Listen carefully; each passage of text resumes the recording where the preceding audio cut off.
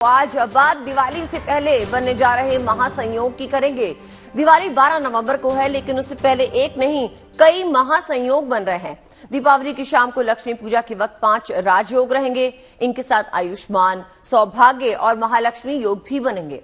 इस तरह 8 शुभ योगों में दीपावली आप मना सकेंगे।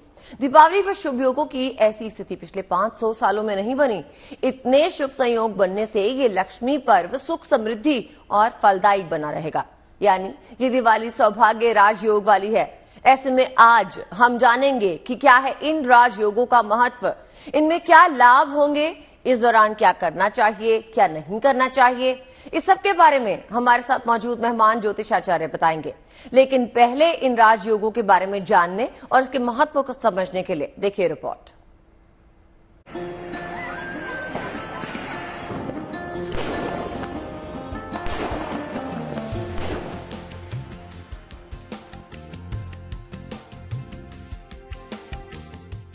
भर जाएगी आपकी झोली, चमक उठेगा आपका कारोबार, खुशियों से रोशन हो जाएगी जिंदगी, आपको मालामाल कर देगी ये दिवाली।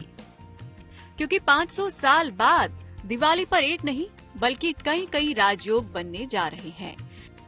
इस बार दिवाली पर ऐसे महासंयोग बन रहे हैं जो सदियों में एक बार आते हैं। इस महामुहूर्त में मां लक्ष्मी की अपरंपार कृपा बरसेगी। आपके जीवन में सुखद बदलाव आएंगे, नए उत्साह और जोश का संचार होगा। दीपावली पर शनिदेव शश राजयोग का निर्माण कर रहे हैं। इसके साथ ही मंगल और सूर्य की युति से भी राजयोग बनने जा रहा है। वहीं लोगों पर सूर्य देवता की भी कृपा बरसेगी। साथ ही इस बार आयुष्मान योग का भी निर्माण हो रहा है और सौभाग्य योग भी बनने जा रहा है। ऐसे में इस बार दिवाली पर बहुत से लोगों की किस्मत का ताला खुल सकता है। जीवन में शानदार तरीके से खुशहाली आ सकती है। अब आपको एक एक करके बताते हैं कि इस बार दिवाली पर कौन से राजयोग बनने जा रहे हैं और इनका अर्थ क्या है और इनकी अहमियत क्या है। पहले आपको बताते हैं कि शश राजयोग का अर्थ क्या है। शनि के प्रभाव से शश राजयोग बनता है, जिससे व्यक्ति को हर सुख सुविधा, मान सम्मान और धन दौलत की प्राप्ति होती है। कुंभ राशि में शश राजयोग से कुंभ राशि के लोगों को विशेष रूप से लाभ हो सकता है। अब लोगों के जीवन में मंगल और सूर्य की युति से बनने वाले राजयोग के बारे में जानिए। ज्योतिष के अनुसार सूर्य मंगल की युति का व्यक्ति के जीवन पर गहरा प्रभाव पड़ता है। ये 2 ग्रहों की एकता और समानता का प्रतीक है।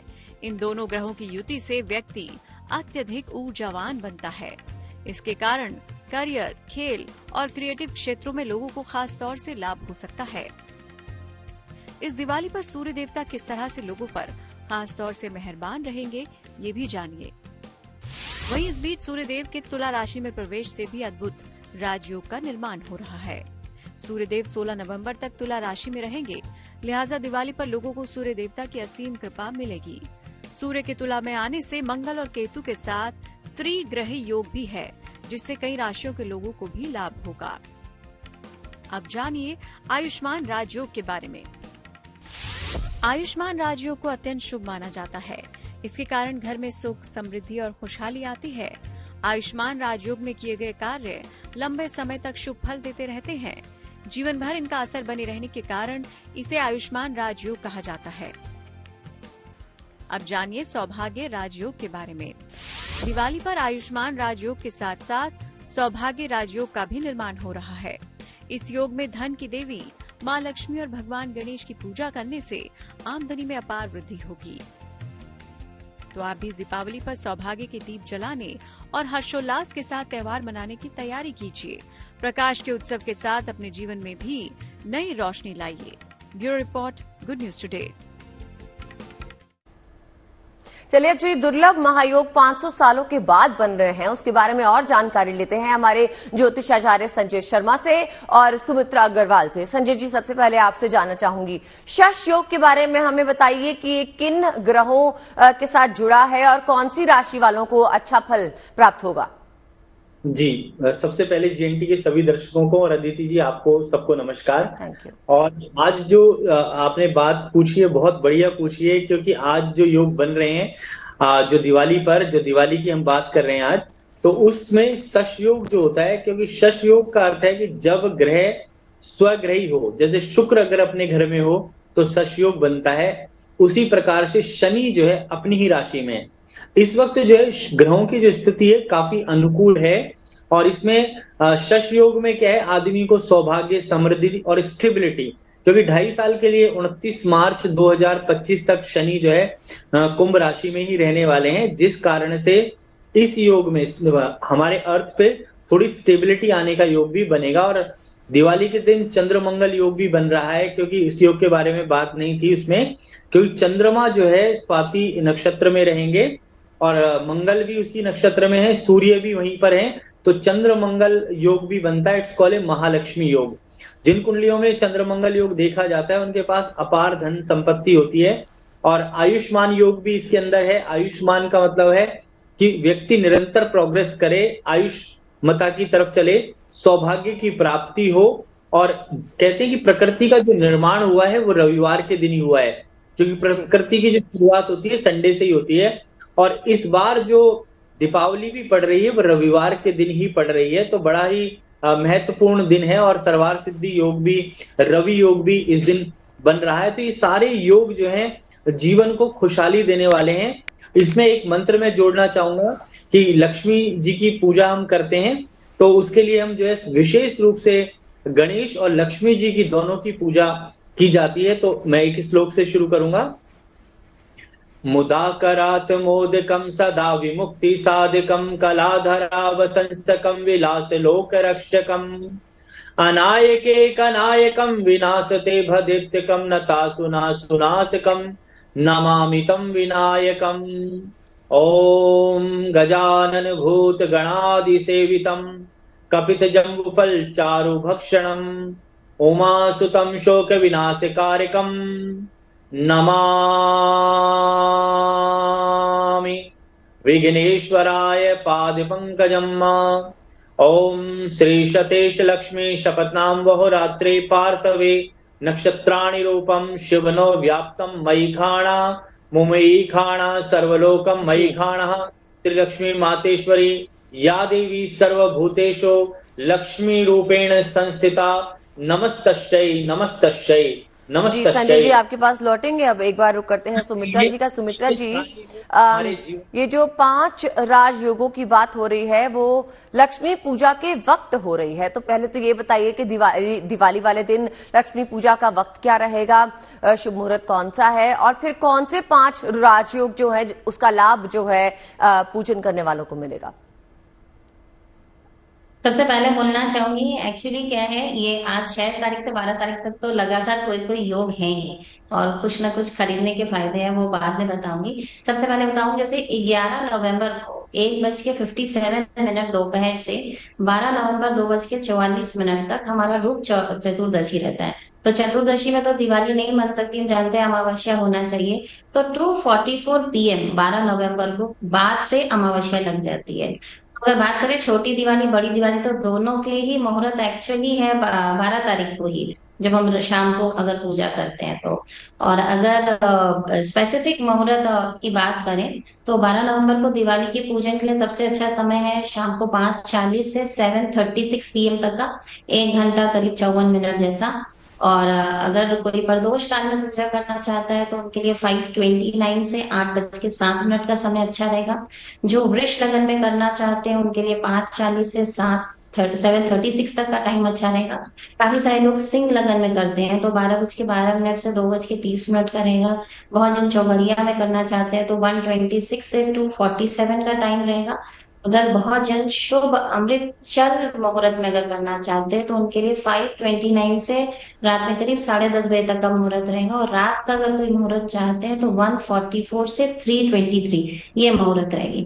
खास बात ये रहती है कि हम कौन सी फोटो का पूजा करें या कौन सी मूर्ति का पूजा करें। तो हम जानते हैं लक्ष्मी जी की हम पूजा कर रहे हैं तो 2 प्रकार की लक्ष्मी जी हैं। मैंने काफी बार आपके कार्यक्रम में पहले ही बताया, एक होती है श्री रूप और दूसरा होती है जिसको लक्ष्मी रूप बोलते हैं। श्री रूप वो होती है जो स्वर्ग में जो जिन लोग जो उनकी साधना करते हैं वो है श्री रूप। उसमें आप देखिएगा कि माता कमल पर विराजमान है। और जो अगर हमारे भौतिक जगत की, अगर हमारे अर्थ की बात करते हैं, तो यहाँ पर जो है वो जो लक्ष्मी जी का रूप है वो विष्णु जी के साथ है। जी। तो जब हम पूजा की बात करते हैं तो हम भगवान की कौन सी फोटो की पूजा करें, ये इम्पोर्टेंट हो जाता है। हम्म। तो हम लोग जानते हैं कि जब समुद्र मंथन हुआ था उसमें से जो लक्ष्मी जी निकली थी वो है धन की मेन देवी। तो हमें उनकी ही पूजा करनी है। तो दिवाली के दिन हमें लक्ष्मी जी की वैसी ही फोटो या प्रतिमा हमारे पास होनी चाहिए जो कि कमल पर बैठी हुई हो, उनके आसपास गणेश जी और सरस्वती जी हो। और हाथी, आपने देखा होगा बहुत सारे फोटो में दो तरफ हाथी है, जिसमें हाथी का सूंड ऊपर की तरफ है और वो कलश पकड़े हुए, और उनके हाथ से धन की वर्षा हो रही है। यहाँ तक कि लक्ष्मी जी के हाथ से भी एक हाथ में कलश है जहाँ से धन की वर्षा हो रही है। ये वाला मेन स्वरूप है जिसकी पूजा होनी चाहिए। जी। अब जिनके पास ये नहीं है वो दूसरा स्वरूप यूज कर सकते हैं पूजा करते समय। अगर नहीं है तो मन में धारणा कर सकते हैं। जैसे आप स्टूडियो में बैठे हैं, मान लीजिए मुहूर्त के समय आप यही है तो क्या करेंगे, तो मन में धारणा करिए माँ का वो स्वरूप कि वो गरुड़ पर विष्णु भगवान के साथ बैठी हैं। उस स्वरूप की जब आप आराधना करते हैं उस टाइम श्री शुभ का पाठ भी कर सकते हैं या ओम लक्ष्मी नमः का भी जाप कर सकते हैं। तो जी। एक ये कर सकते हैं, दूसरा ओम कुबेराय नमः का भी जाप कर सकते हैं। एक चीज का खास ध्यान रखना है कि इस समय आप जब भी पूजा करें तो आपके फोटो में या मूर्ति में कहीं भी उल्लू नहीं होना चाहिए। आओ, वो वाली प्रतिमा की पूजा बिल्कुल ही वर्जित है। जी। और जैसे बताया मैंने 6 तारीख से 12 तारीख के बीच की बात करें, योगों की अगर बात करें तो जैसे 6 तारीख को आप जानते हैं गजकेसरी योग था, 7 तारीख को सुकर्तरी योग था। इसकी बात करें तो इंद्र दामिनी और स्थिर योग है। तो अगर चीजों को खरीदने की बात करें तो आज के लिए अच्छा चीज है कि आप ज्वेलरी खरीद सकते हैं, कपड़ा खरीद सकते हैं, कोई स्टेशनरी खरीदना चाहे तो वो खरीद सकते हैं, शेयर मार्केट में निवेश करते हैं तो वो कर सकते हैं, या बिजनेस एक्सपेंशन चाहते हैं तो वो कर सकते हैं। कल की जी। बात करें अगर जी सुमित्रा जी, आने आपके वाले पास कल की लौटती हूँ, कुछ मगर कुछ बातें संजय जी से भी जाननी जरूरी है। संजय जी, तो मुझे ये बताइए कि ये लक्ष्मी पर्व कहा जा रहा है और धनतेरस का मौका भी दिवाली से पहले बन रहा है, तो धनतेरस में कौन सा वक्त जो रहेगा वो शुभ रहेगा जब हम खरीदारी कर सकते हैं, किन चीजों की खरीदारी कर सकते हैं, कैसे सुख समृद्धि और फलदायी बनाए धनतेरस को भी? देखो, धनतेरस जो है, कहते हैं कि धन की त्रयोदशी को हम धनतेरस कहते हैं और ये बड़ा ही शुभ रहता है। और इसमें जो सामान खरीदने का समय रहता है, या तो अर्ली मॉर्निंग में अगर आप खरीदना चाहते हैं तो सुबह 9:26 से 10:46 तक खरीद सकते हैं। दोपहर को 1:25 से 2:45 तक खरीद सकते हैं, या फिर शाम को 4:05 से लेके और 8:45 तक खरीद सकते हैं।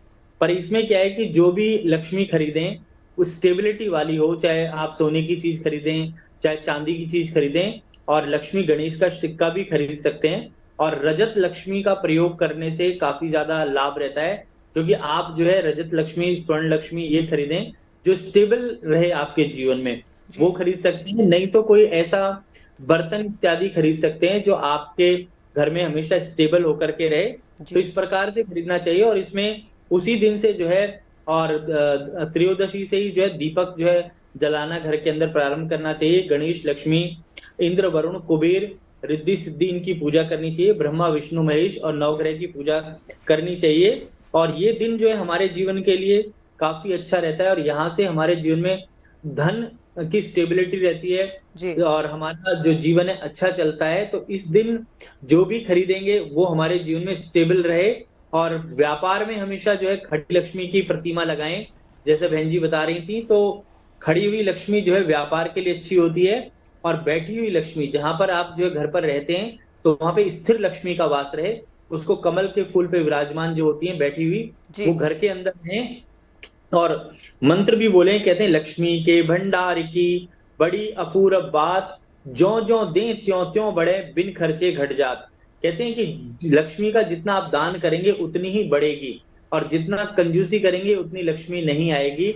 क्योंकि राजा वही होता है जिसका हाथ हमेशा ऊपर रहता है, दानी व्यक्ति का हाथ हमेशा ऊपर होता है। तो लक्ष्मी का दान जितना करेंगे उतने ही जीवन में सुख, शांति, लक्ष्मी की प्राप्ति होती है।